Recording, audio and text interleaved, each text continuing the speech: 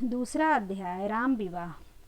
समय बीतत रहा था। चारों भाई बालक से युवक हो गए। अपने युवा पुत्रों को देखकर राजा दशरथ फूले नहीं समाते थे।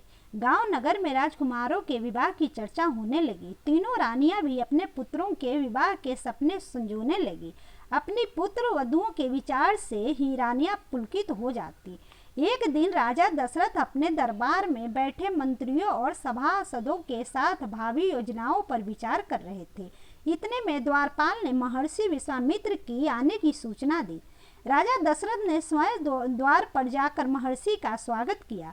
राज दरबार में उन्हें ऊंचे आसन पर बिठाया गया। महर्षि विश्वामित्र स्वयं भी कभी बहुत बड़े और शक्तिशाली राजा थे। बाद में उन्होंने राजपाट त्याग कर संन्यास ले लिया। उन्होंने वन में अपना आश्रम बनाया और वहीं तप करने लगे। महर्षि विश्वामित्र का यथोचित आदर सत्कार करने के बाद राजा दशरथ ने बहुत ही विनम्र शब्दों में उनसे आने का उद्देश्य पूछा। महर्षि ने अपने आने का कारण बताते हुए कहा, हे राजन, मैं एक सिद्धि यज्ञ कर रहा हूँ, किंतु यज्ञ पूरा होने से पहले ही राक्षस यज्ञ कुंड को अपवित्र कर देते हैं। राक्षसों के भय से मुनिगण अपना कार्य पूरा नहीं कर पाते।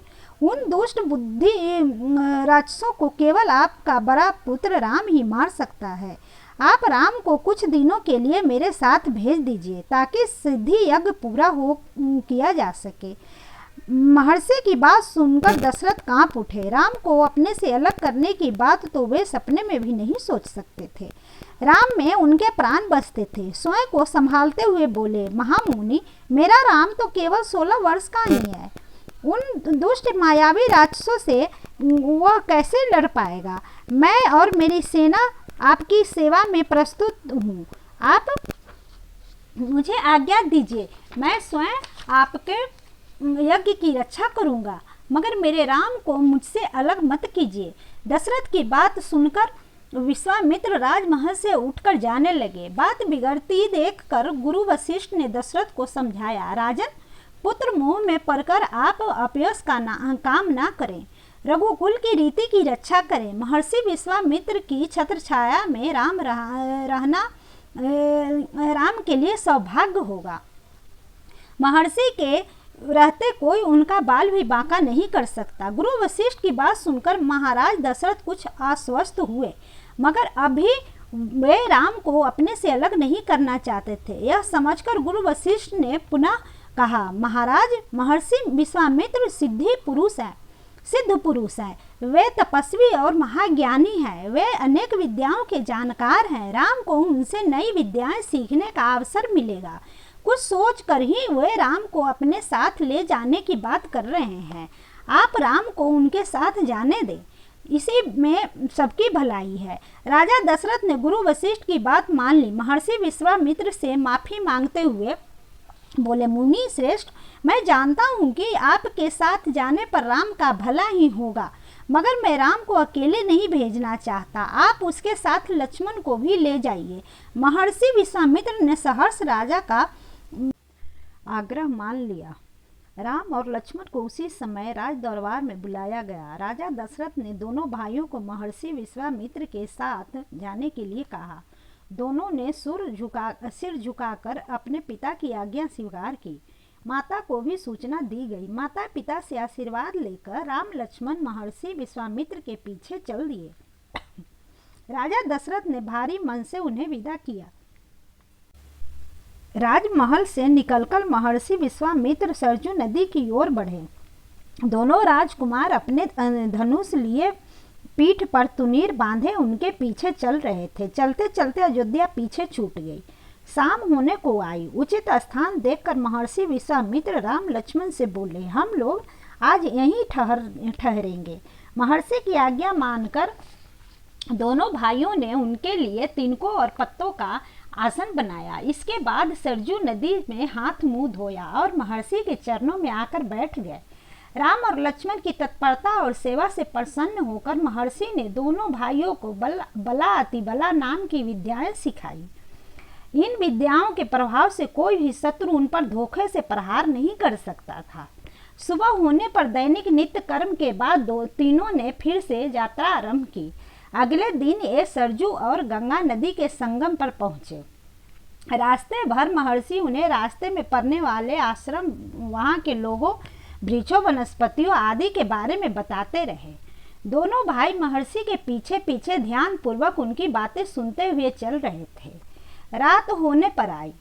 उन्होंने सरजू और गंगा नदी के संगम के पास बने भगवान शिव के आश्रम में विश्राम किया। अगले दिन उन्होंने नाव से गंगा नदी पार की। गंगा किनारे चलते चलते वे एक घने वन में पहुंचे। यह वन अन्य वनों की अपेक्षा बहुत घना और भयानक था। पेड़ पौधे लताएं इतनी घनी थी कि सूरज की रोशनी धरती तक पहुंच ही नहीं पा रही थी। ऐसा लगता था मानो दिन में ही रात हो गई हो। डरावनी और खूंखार पशुओं की दहाड़ और गर्राहट से पूरा जंगल दहल रहा था। महर्षि ने बताया, कई वर्षों से पहले यहाँ देवताओं ने मलय और करुष नामक दो बेहद सुंदर और समृद्ध नगर स्थापित किए थे, मगर तारका नाम एक राक्षसी ने इन दोनों नगरों को तहस नहस कर दिया। तारका सुंद नामक राक्षस की पत्नी और मारीच और सुबाहु की माँ है। अब इसे तारका वन के नाम से ही जाना जाता है। तारका के डर से यहाँ कोई नहीं आता। तुम दोनों को तारका का आतंक मिटाना होगा। महर्षि विश्वामित्र की आज्ञा लेकर राम ने अपने धनुष की प्रत्यंचा चढ़ाकर छोड़ दी। धनुष के टंकार से पूरा वन कांप उठा। जंगली पशु पक्षी चित्कार करते इधर उधर भागने लगे। तारका अत्यंत क्रोध में भयंकर गर्जना करती हुई राम लक्ष्मण की ओर दौड़ी।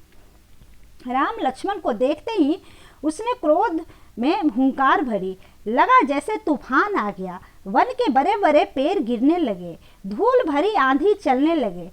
तारका ने दोनों भाइयों पर बड़े बड़े पत्थर फेंकने शुरू कर दिए। राम ने शक्तिशाली बाण चलाकर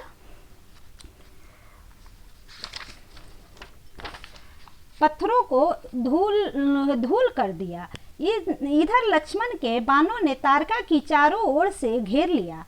क्रोध में पागल तारका कुछ कर पाती इससे पहले राम द्वारा छोड़ा गया एक शक्तिशाली बाण उसके हृदय में लगा। उसी समय उसकी मृत्यु हो गई। तारका के मरते ही भयानक तूफान शांत हो गया। महर्षि विश्वामित्र ने राम लक्ष्मण को गले से लगा लिया। प्रसन्न होकर राम को दंड चक्र, धर्म चक्र, काल चक्र, विष्णु चक्र आदि दिए। इसके अलावा उन्होंने दोनों भाई को अनेक दैवीय अस्त्र शस्त्र भी दिए। राम लक्ष्मण ने बहुत ही विनम्रता पूर्वक महर्षि से अस्त्रों के प्रयोग की विधि समझी। इसके बाद तीनों ने पुनः अपनी यात्रा आरंभ की। अगले दिन वे महर्षि विश्वामित्र के सिद्ध आश्रम पर पहुंच गए।